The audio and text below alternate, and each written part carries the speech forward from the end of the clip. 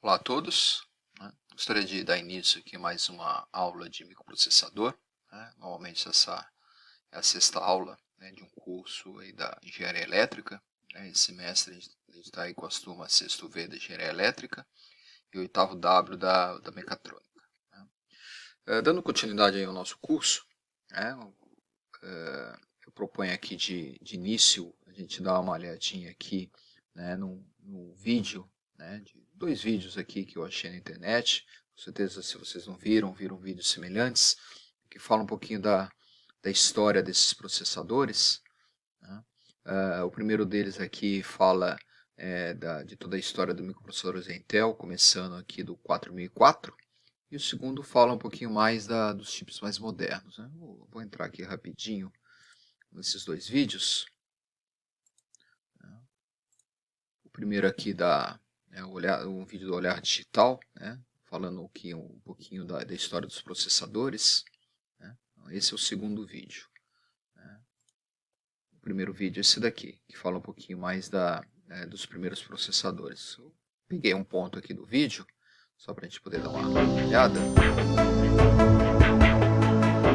Intel foi fundada em 18 de julho de 1968 como NM Electronics. A sigla vem do sobrenome dos dois fundadores, o Bob Noyce e o Gordon Moore. Eles trabalhavam na Fairchild Semiconductor, mas queriam novos ares e rumos na indústria. Aí eles conseguem o direito de uma rede de hotéis chamada Intel Co. e mudam o nome para PLN. Né, dos segundo um sistema para desenvolvimento de software que é baseado e foi o Intel 8088 o chip escolhido. Esse modelo foi um dos primeiros processadores com a duradoura arquitetura x86. Em 82 nasce outro microprocessador que faz história. É o Intel 286 de alto desempenho com 134 mil transistores e um modo de proteção que controlava o quanto de memória podia ser acessada. A única pessoa que odiou esse modelo foi o Bill Gates. Pois é, o Bill Gates. Olha só, ela não permitia rodar múltiplos programas do MS-DOS no ambiente Windows. Isso deixou ele furioso. Nessa época, a rival AMD já tinha um acordo de fabricação dinheiro contato com uma máquina de escrever. O genial equipamento, criado em 1873, começou a ser definitivamente substituído pelos computadores no final do século XX. Mas mostrando, né, outra forma dos processadores, aqui um pouquinho mais antigo, processador com capacidade até hoje. Fala do 486. Interessante, aí são vídeos curtos, 386, né, para vocês darem uma olhadinha aí e poderem se familiarizar com essa história. Depois vocês dão uma olhada aí, né? Mesmo durante a aula, né, a gente não costuma passar esses vídeos, a gente apenas dá essas indicações aí. Aqui é uma revisão do que a gente deu na aula anterior, né? Na aula anterior a gente falou da arquitetura aí dos microcontroladores, dos microprocessadores, né?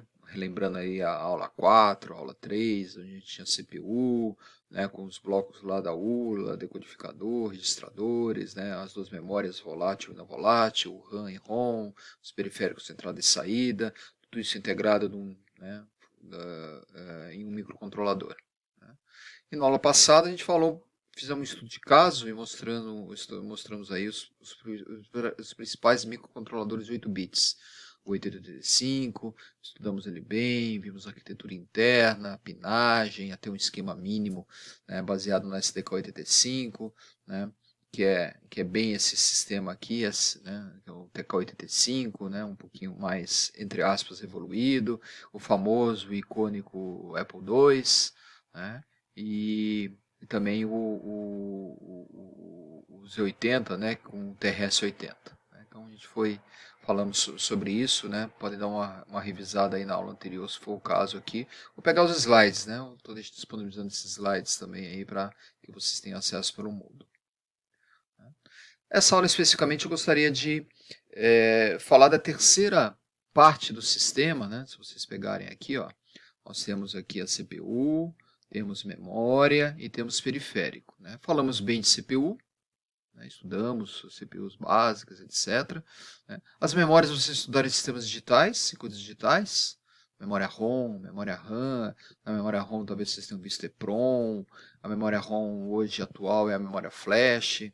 Né? A memória RAM pode ser dinâmica, pode ser estática. Dinâmica que a gente encontra nos computadores.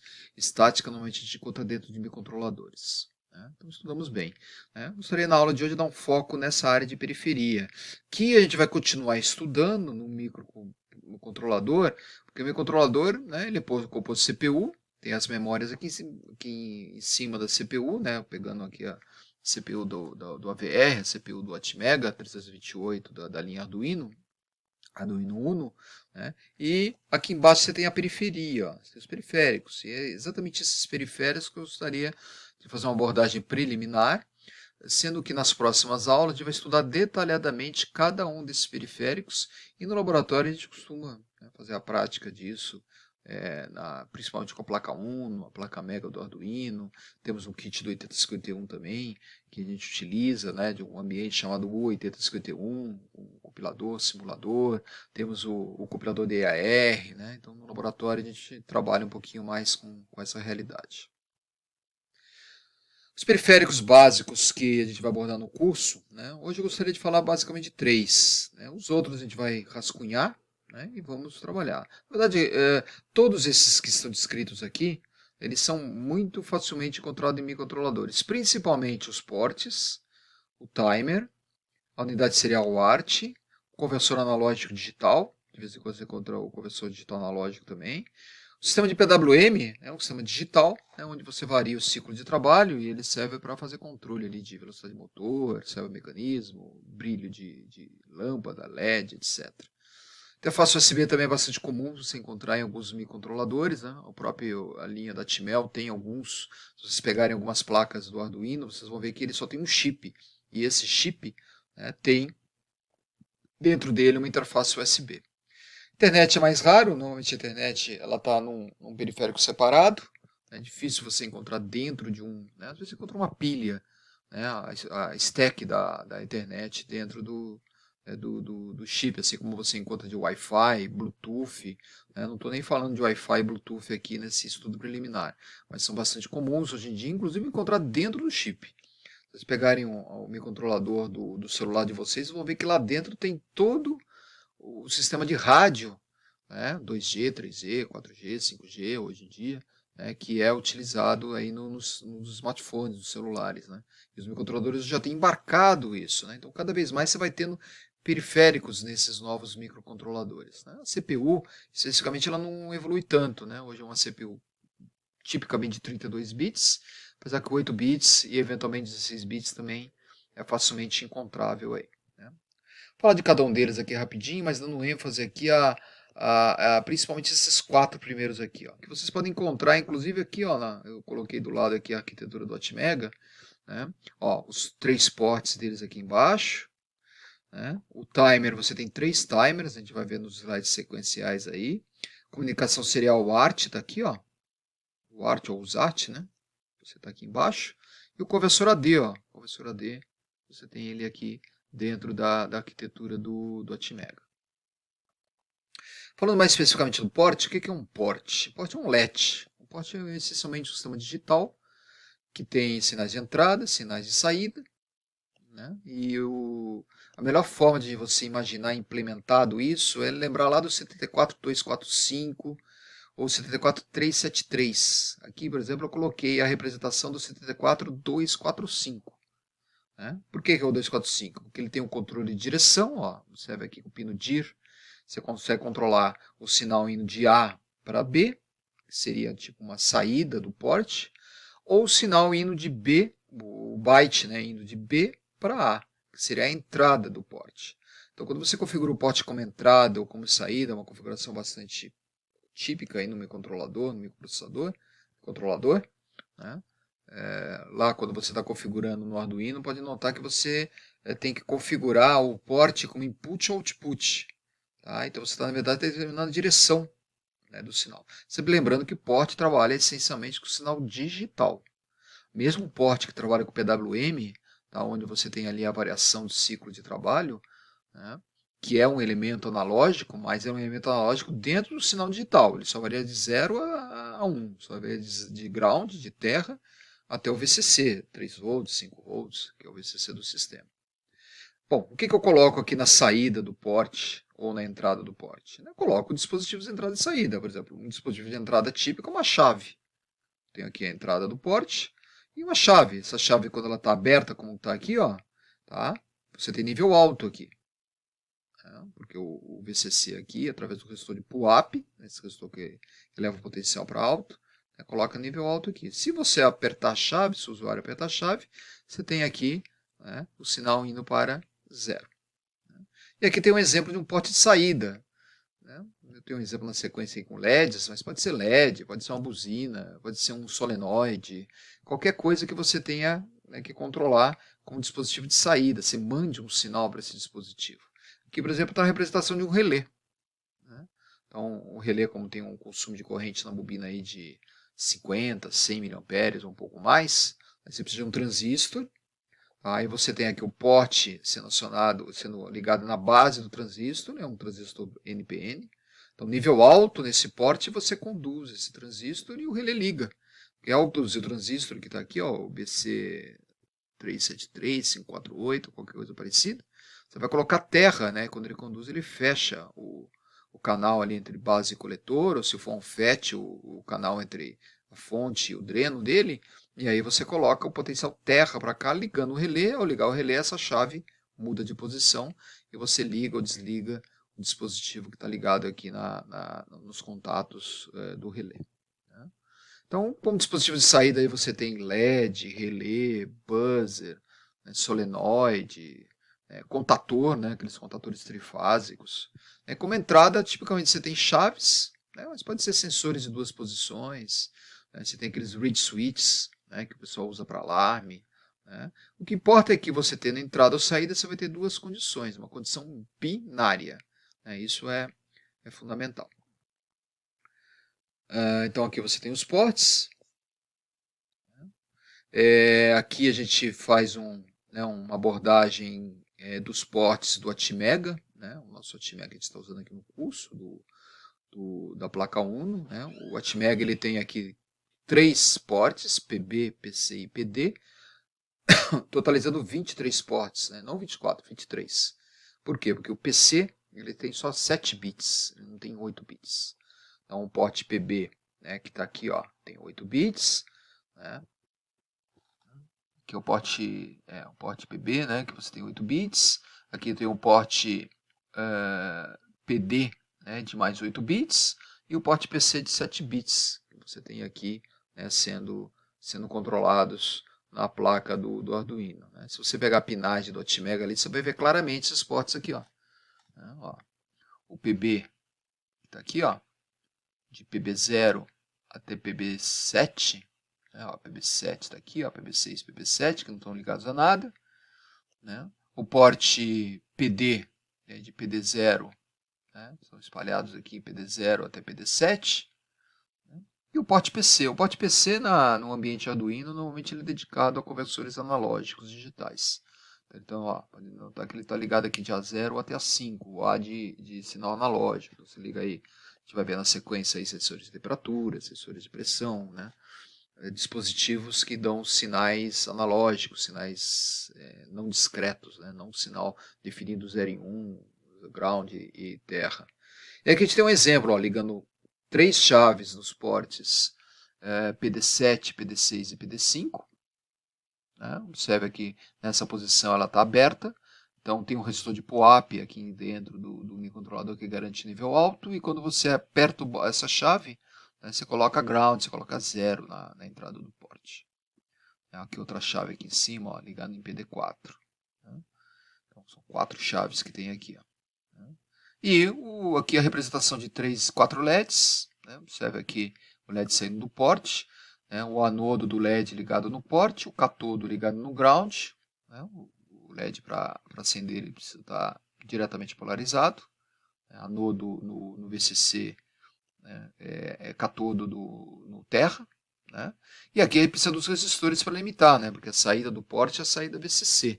Como o LED tem normalmente 1,7 volts, 1,8, 2 volts, você precisa reduzir essa tensão, por isso que é colocado resistores aqui, que variam pela corrente do LED, mas alguma coisa aí entre 270R, 270 ohms até 1K. Aí você vai acender o LED com mais ou menos brilho. As placas lá do ambiente Arduino, normalmente o pessoal coloca resistor de 1K para né, só para deixar um brilho mínimo ali do LED ali, e não ficar consumindo muita corrente, né. Então aqui você tem portas de saída e portas de entrada, né, dentro de um ambiente que vocês conhecem bem aí, né. Aqui eu estou sugerindo fazer um exercício, né, fazer um exercício aqui com o esquema com a Atmega 328, para ligar 3 LEDs, 3 chaves, um relay e um buzzer. O buzzer você pode ligar direto, o buzzer é um alto-falantezinho, né? Então você liga direto, né, isso nos ports, né? Vocês estão praticamente resolvido, né? Os LEDs estão aqui. Você pode colocar em qualquer porte, pode colocar qualquer porte que no ambiente Arduino é digital, que normalmente são os ports PB e PD. Né? O porte PC, no ambiente Arduino, ele é reservado para analógico. É claro que se você pegar o Atmega e trabalhar no Atmega não no ambiente Arduino, mas com o compilador da Atmel mesmo, o AVR Studio, você pode configurar todos os ports, como digitais, por exemplo, só que o porte PC, né, ele normalmente é o único que pode ser configurado como analógico. Né? Esse analógico a gente vai ver aí na sequência. Então aí um bom exemplo, recomendo aí vocês fazerem esse exercício, apesar que isso daqui, daqui a 2 aulas, a gente vai estar trabalhando bem com isso daqui. Né? Mas para você gravar o que é o significado do porte é legal aí. Bom, conceito de timer. Né? Se alguém tiver alguma dúvida com o exercício anterior aqui, né, entre em contato com a gente aí ou manda a solução que a gente dá uma boa olhada aí. Né? Se tiver muita dúvida, eu coloco eu faço uma revisão aqui do vídeo, coloco a solução para vocês, mas acredito que não haja dificuldade. Né? Aqui tem o conceito de timer. Timer é o temporizador, né? É o circuito oscilador, que vocês estudaram lá em sistemas digitais, circuitos digitais. Ele é basicamente um bloco, né, que você tem uma entrada de clock nele, tem uma entrada de um sinal do sistema de temporização, e ele conta de 0 até um limite. Quando ele chega nesse limite, que pode ser configurável, ele avisa ao microcontrolador, normalmente através de uma interrupção. Ele interrompe o sistema, né, e aí o sistema trata aquilo, por exemplo. Você pode configurar um timer para um determinado clock, né, sei lá, entra um clock de 1 MHz, 1 microsegundo. Você pode configurar o timer para ele contar 1000 pulsos. Então, 1000 pulsos no sistema desse é um sistema de 1 milissegundo. Né? 1 microsegundo vezes 1000 é 1 milissegundo. Então, você pode configurar esses timers como vocês quiserem. Lá no ambiente Arduino, esses timers são bastante dedicados. Eles não são abertos assim para o código. É claro que tem, né, algumas literaturas que tratam bem disso. Né? A gente vai ver na sequência aí esses timers melhor. Né? Mas no ambiente Arduino eles são mais dedicados. Então, algumas funções, como por exemplo a função delay do sistema, usa esses timers. Né? A função de PWM utiliza esses timers. Tem uma função chamada tone, que você gera sinais de frequência determinada, né, na pinagem. Então, o Arduino utiliza esses timers para essas diversas funções de temporização. Né? O Atmega 328 tem 2 timers de 16 bits, né, e tem um timer de 8 bits. Né, tem um timer de 8 bits. O timer de 16 bits é o T0 e o T2. O timer de 8 bits é o T1. Né. Então, o que significa 16 bits? Significa que ele conta de 0 até FFFF. Ou seja, a capacidade de contagem dele é até 65.512 pulsos. 516 pulsos. 16.516 pulsos. E 8 bits ele vai de 0 a 255, de 0 até FF. Né? Então isso muda a faixa, né, que ele tem de contagem. Sempre lembrando que o tempo depende do sinal de entrada desse timer. Né? O sistema de comunicação serial, conhecido por USART ou ART, né? A diferença aqui está no USART, por exemplo, unidade serial, unidade síncrona e assíncrona de recepção e transmissão, e o ART seria apenas assíncrona. O ART mais comum, né? Mas no nosso Atmega aí a gente tem aqui, como vocês podem notar aqui, ó, né, uma USART, né, que é muito usada, né? Normalmente você vai ligar na USART o sinal TX-RX, ou seja, você vai converter o sinal paralelo, né, do processamento do CPU num sinal serial. Né? O sinal serial normalmente é um sinal de transmissão ou recepção. Então aqui na saída dessa USART indo para o porte PD, você tem o PD0 e o PD1. A gente vai ver isso quando estiver estudando lá o Atmega dentro do ambiente Arduino. Você vai ver o sinal TX e RX do sistema que estão bem disponíveis ali nas plaquinhas do Arduino. E que se você colocar ali periféricos de comunicação, com periféricos de rede, periféricos de Bluetooth, Wi-Fi, você vai conseguir fazer a comunicação, né, desse sistema serialmente. Ou ligar um com o outro, né? Muito comum a conexão ponto a ponto entre duas placas, por exemplo, aí você usa o sinal TX e RX. Peguei um exemplo aqui na internet, né, no caso do Atmega 1632, ele tem o PD0 e o PD1, ó, né, ligados em TX e RX, e aí eu estou ligando aqui no Max 232, o Max 232 é o conversor RS232, né, que são encontrados em alguns computadores, alguns dispositivos, né, e aí você tem aqui a saída TX e RX, saída e entrada TX e RX no sistema, num padrão RS232. O RS232 nada mais é do que mudar o nível de 0,1 dele, ou seja, de ground, VCC, de 0,5 volts, para alguma coisa em torno de menos 10 e mais 10. Ele aumenta a faixa, né, do sinal, e ao aumentar essa faixa do sinal, você aumenta a capacidade de comunicação dele, ele consegue ter maiores distâncias, já que o ruído, né, para atrapalhar o sinal precisa ser maior. Então, quanto maior o espaço entre o 0 e 1, quanto maior o intervalo de tensão entre o 0 e 1, é melhor, né? O RS232, por exemplo, tem um intervalo de 20 volts. Se você pegar aqui no Atmega, se você estiver trabalhando com 5 volts, como esse caso, você vai ter intervalo de 0 a 5 volts. Então é claro que se você tem 5 volts de desnível entre 0 e 1, ou tem 20 volts de desnível entre 0 e 1, o 20 volts vai ter uma capacidade, vai ter uma imunidade a ruído muito melhor. Toda comunicação serial trabalha com o conceito de baud, né, baud rate, né, taxa de bps, bits por segundo, taxa de transmissão. O típico aí é de 1200 a 115 kbytes, né, ou bits por segundo. A gente vai trabalhar lá nas nossas plaquinhas do Arduino com a velocidade de padrão de 9600 bits por segundo serial. A gente vai ter oportunidade aí de estudar em outros capítulos mais avançados do curso. O conversor analógico digital, ele é essencial no sistema, né? Os sinais que a gente tem que controlar na natureza, os sinais do corpo humano, são todos analógicos, eles são sinais não discretos, né? São sinais contínuos, como se fosse uma senoide, por exemplo, né? Ou um sinal de áudio, um sinal de vídeo, né, que você tem aí, tá, no sistema. Aqui nessa placa aqui você tem, né, no Atmega, esse daqui é o Atmega 16, né? Então, como eu estava dizendo, você tem o Atmega 16, né? E ele tem aqui 8 canais analógicos, ó. Desculpa, aqui são os canais digitais, os canais analógicos estão aqui, ó. São os ports PC, né? Que podem, no caso aqui tem 8 ports, mas o Atmega 328 tem 6 ports que você liga aí, né, no sistema analógico do coisa, né? Aqui, ó. Desculpa, não aqui. Aqui são os digitais. Aqui você tem os ports PC, né? Eu estou ligando, por exemplo, aqui um sensor de temperatura, um LM35, né, que você mede temperatura no sistema, né? Então, né, aqui nesse Atmega que você tem, ele está com 8 ports no porte PC, né? O Atmega 16, então ele deve ter 8 canais. O Atmega que a gente trabalha no nosso curso é o Atmega, né, o Atmega 32, né, que trabalha tipicamente com 6 canais AD. Aqui você tem o sinal PWM. O sinal PWM é um sinal digital, como a gente comentou. O que você varia no sinal PWM? Você varia o que a gente chama de ciclo de trabalho, duty cycle. Ó. Varia a relação entre nível alto e nível baixo. Ó.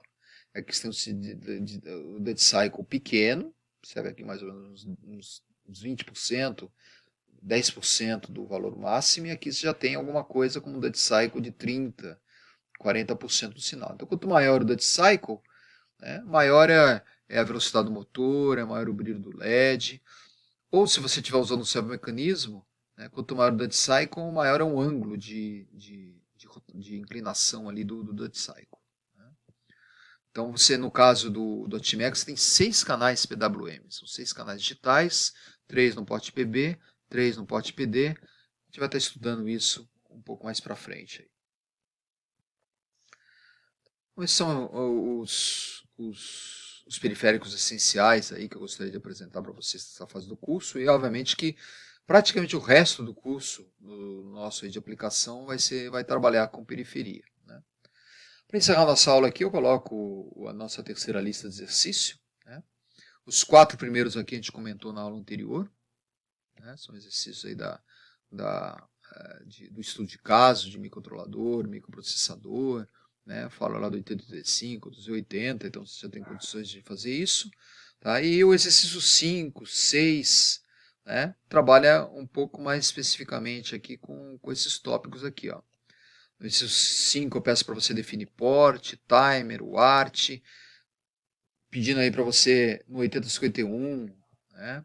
Pode ser um 8052, um LPC, ou na linha Atmega, linha VR, identificar port, timer, UART, né? O do Atmega, o Atmega 386, né? Que é o que a gente estuda no curso, a gente já fez isso aqui, ó. Aqui você tem os 3 ports, tem os ART dele aqui, os 3 timers, 2 de 8 bits e 2 de 16 bits e 1 de 8 bits e o AD aqui, ó. Então dá uma destacada, coloca lá no trabalho, você pode, né, inclusive colocar essa figura e só, né, destaca cada um desses ports colocando as principais características. Tudo isso vocês podem encontrar aqui, ó, né, no Google, né, dá uma linkada, né, dá uma buscada nesses processadores aqui e vocês vão notar tudo isso, né? E aqui finalmente eu peço para você identificar a CPU, memória, né, dos principais periféricos de alguns microcontroladores Atmel. É um trabalho aqui de pesquisa, né? Você pode colar simplesmente isso no seu trabalho, né? E eu coloco os links aqui, né? Alguns links aqui que você tem aqui da Atmel. Lembrando que a Atmel, né, foi comprada pela Microchip, por isso que ela está no ambiente da Microchip, né, desses microcontroladores, né. Então eu coloco aqui alguns microcontroladores diferentes. O interessante é esse 386 é o primeiro, né, o 16U é o segundo, né, e esse terceiro link aqui, ó, é o do Atmel, um Atmel, né, um AVR, né, da linha de 32 bits, né, SAM32E8, que ele está na placa DUI. Esse 16U aqui, se não me engano, está na placa Mega, não tenho certeza, mas ele está num ambiente lá. Se não for na placa Mega, é o sistema que tem USB dentro dele, é exatamente isso, né? O Atmega 16U tem um USB dentro dele. O 386 vocês já viram lá, é só, né, pegar dos slides aí. E esse daqui é bem interessante, porque ele está trabalhando com um AVR de 32 bits. Bom, na aula 7, né, a gente vai dar continuidade a esse processo, mas já vou entrar nos microcontroladores, né? Então a gente vai começar a fazer projeto mesmo, né? O curso mais teórico a gente está encerrando aqui, né? Um curso essencial aí de mais ou menos 6 aulas, que a gente dá aí umas 3 semanas, 4 semanas no curso regular. E depois a gente vai estar agora dando uma continuidade mais prática, que a gente vai complementar no laboratório com programação. Bom, tendo qualquer dúvida é só entrar em contato com a gente aí, né? E o trabalho já está disponibilizado no Moodle lá para vocês entregarem e poderem aqui, né, fazer um feedback pedagógico aqui de todo esse assunto, né? Qualquer dúvida entre em contato aí, né? Uma boa sorte para todo mundo.